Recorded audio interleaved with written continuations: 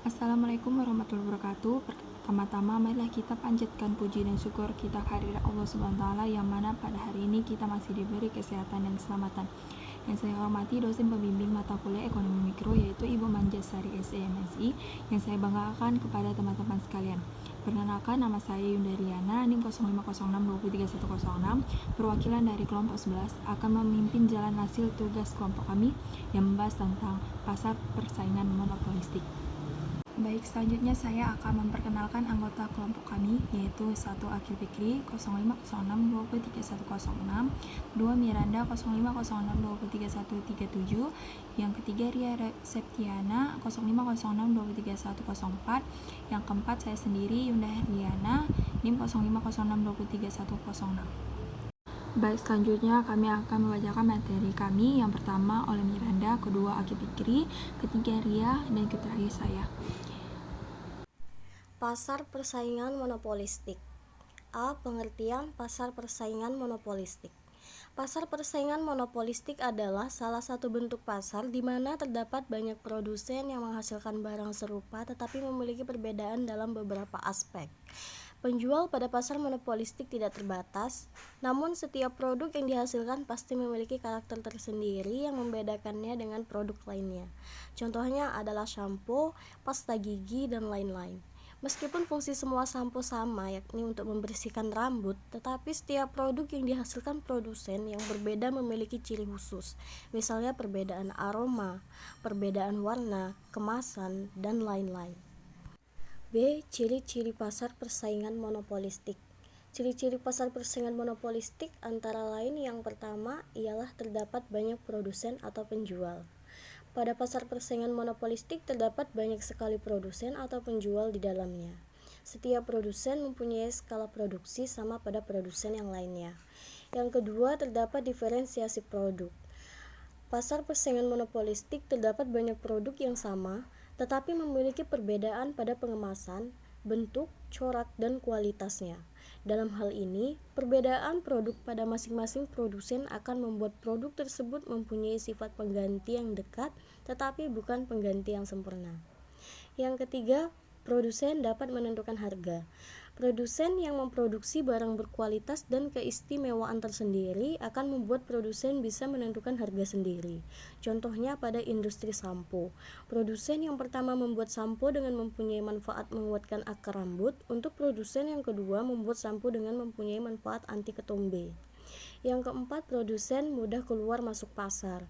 Di dalam pasar persaingan monopolistik, produsen bisa masuk dan keluar pasar dengan mudah sesuai pada kebutuhannya. Di saat produsen masih sedikit, biasanya akan membuat keuntungan yang lebih tinggi, tetapi produsen yang banyak, keuntungan akan menjadi berkurang. Yang kelima, produsen harus melakukan promosi. Salah satu yang sering dilakukan dalam pasar persaingan monopolistik yaitu membentuk persepsi konsumen pada produk yang dijual. Maksudnya yaitu dengan cara berpromosi atau beriklan secara rutin pada produk yang dijual. Keseimbangan dalam pasar persaingan monopolistik. Kurva permintaan lebih elastis dari yang dihadapi monopoli, tetapi elastisitasnya tidak sampai elastis sempurna atau kurva permintaan sejajar dengan sumbu datar, yaitu kurva permintaan yang dihadapi suatu perusahaan dalam persaingan sempurna.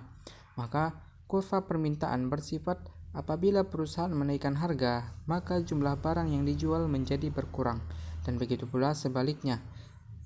Keseimbangan jangka pendek. Oleh karena itu, kurva permintaan adalah menurun sedikit demi sedikit, dan sebagai akibatnya, kurva MR tidak berimpit dengan kurva permintaan. Dalam persaingan monopolistik, permintaan yang dihadapi firma adalah sebagian dari keseluruhan permintaan pasar.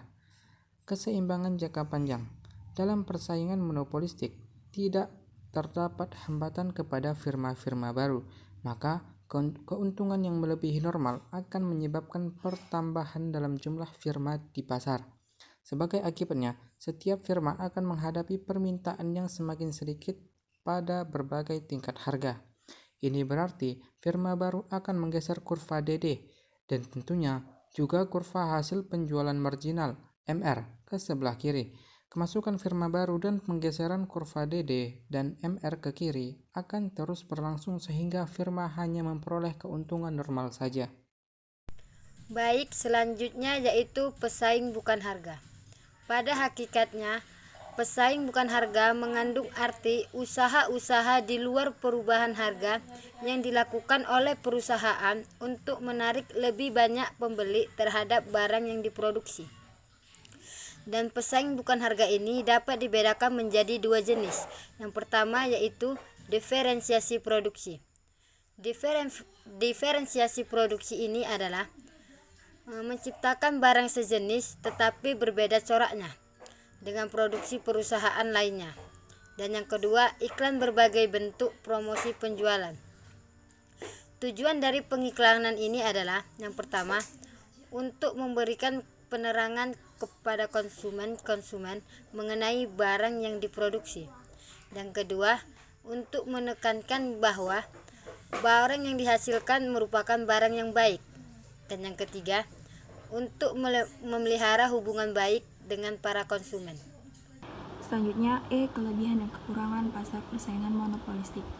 Kelebihannya yang pertama, banyaknya produsen di pasar memberikan keuntungan bagi konsumen untuk dapat memilih produk yang terbaik baginya.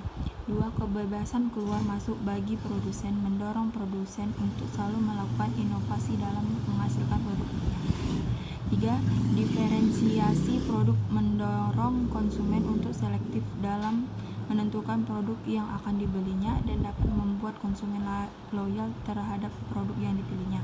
Kekurangannya yaitu pasar monopoli memiliki tingkat persaingan yang sangat tinggi baik dari segi harga, kualitas maupun dari segi pelayanan, sehingga produsen yang tidak memiliki modal maupun pengalaman yang cukup akan lebih cepat keluar dari pasar ini.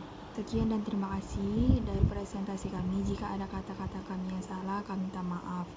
Wassalamualaikum warahmatullahi wabarakatuh.